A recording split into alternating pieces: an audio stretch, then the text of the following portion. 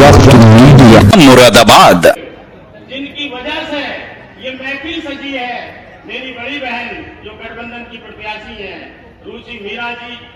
मैं आज सभी सम्मानित लोगों से बताना चाहता हूं कि आज जो है मेरा दिल इस काबिल नहीं है जो मैं कोई बात कर सकूं, क्योंकि मैं तकलीफ में हूं। आपने देखा होगा सोशल मीडिया के माध्यम से, अखबारों के माध्यम से कि मेरे घर में अभी 2 तारीख को एक घटना हो गई। मेरे छोटे भाई के घर में एक शॉर्ट सर्किट हुआ और एक हादसा हुआ कि 2 बच्चियां मेरी शहीद हो गई और उनका इंतकाल हो गया। जिस दिन दुनिया ईद मना रही थी उस दिन मैं उनका 10वां मना रहा था। लेकिन साथियों, ऐसे वक्त में आप सब लोग जानते हैं कि दुनिया की हर दौलत बुरी लगती है, हर इज्जत बुरी लगती है, हर कुर्सी बुरी लगती है, लेकिन क्योंकि अपनी औलाद से बढ़कर दुनिया में कोई चीज नहीं होती। साथियों, मैं उस गम को मना रहा था जब 10वां हुआ ईद के दिन। तो उसके बाद जब मुझे पता चला कि माननीय राष्ट्रीय अध्यक्ष अखिलेश यादव जी ने हमारी लोकसभा 6 से एक ऐसी प्रत्याशी को उतारा है जिसको आज 15 दिन हो गए और वो गांव-गांव और गली-गली लोकसभा 6 की सभी पूरी कॉन्स्टिट्यूंसी के अंदर अपनी बात लेकर के जा रही है और उनको भारी जन समर्थन मिल रहा है। तो साथियों, मैं ऐसे गम में भी अगर कोई मुझे कितनी बड़ी कोई गति भी देता तो मैं कसम खुदा की नहीं आता।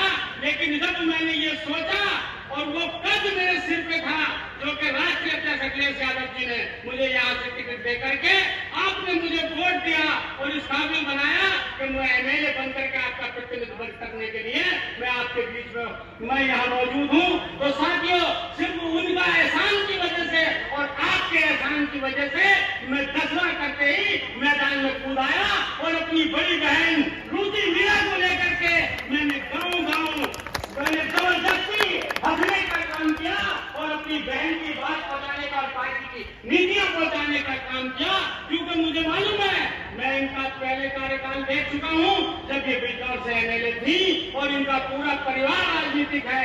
मैंने जब इनकी पूरी कहानी सुनी, क्योंकि मैं जानता नहीं था, मुझे अभी अभी सारी बात मालूम हुई, तो मैंने ये बात अपने दिल में ठान ली कि मेरी जिले की आवाम के लिए और लोकसभा 6 की आवाम के लिए और खासतौर से मुरादाबाद की आवाम के लिए और मुरादाबाद 27 की आवाम के लिए ऐसी शेरनी लेडी जो आई है, जो कि ईमानदार है, जो दबे और कुचलों की, अल्पसंख्यकों की, दलितों की हमदर्द है और उनका हक लाने के लिए पहले भी जब वो विधायक रही तो उनके छोटे-छोटे मुद्दे और बड़े से बड़े मुद्दे अगर प्यार से काम करने का काम हुआ तो ताकि दिया इन्होंने, और अगर कहीं शेरनी बनने का काम किया तो वह शेरनी बनकर भी इन्होंने उनका हक लाने का काम किया है। तो साथियों, ये खुशी सुन करके, ये खुशी देख करके उस बहादुर लेडी को मैंने हाथ का दामन पकड़ करके और चुनाव लड़ाने का कसम खाई है। आज भी मेरे भाई की हालत खराब है, जिसकी बच्चियों का इंतकाल हुआ है। मैं अभी अपनी बड़ी बहन से कह रहा था मेरा भाई आया हुआ है, मुझे अब टाइम दे दो, मैं जा रहा हूँ। लेकिन साथियों, मुझे ये बात आपके बीच में रखनी थी कि अगर आपको लोकसभा 6 की कोई प्रत्याशी मिली है और जो पार्लियामेंट में जाकर के आपका हक लाने का काम करेगी, वो रुचि मीरा बड़ी बहन मंच पर बैठी है। मैं आपसे कहना चाहता हूँ कि मैंने देखा है माहौल कि समाजवादी पार्टी की और कांग्रेस के गठबंधन की और सभी दलों के गठबंधन की इस वक्त हिंदुस्तान के अंदर आनी है और खासतौर से उत्तर प्रदेश के अंदर आनी है। लेकिन अगर आप देखें तो हमारी लोकसभा 6 को अल्लाह ने चाहे इंशाअल्लाह रहमान 2 लाख वोटों से जीतने जा रही है। आपको जिस तरह से आज इस भीड़ को आपने जमा करके रखा है, इस भीड़ को जमा करके आप इस वक्त तक रहना है और हम इनको पार्लियामेंट छोड़ करके लौटाएंगे। इस चीज का संकल्प आप लोग लीजिए, क्योंकि मैं ज्यादा कुछ न कहते हुए इस वक्त मेरा भाई आया हुआ है, उसकी हालत खराब है, मैं डॉक्टर को दिखाने के लिए जा रहा हूँ। साथियों, इंशाअल्लाह जो 2 दिन भी बचे हैं या 3 दिन बचे हैं, हम सब लग जाए।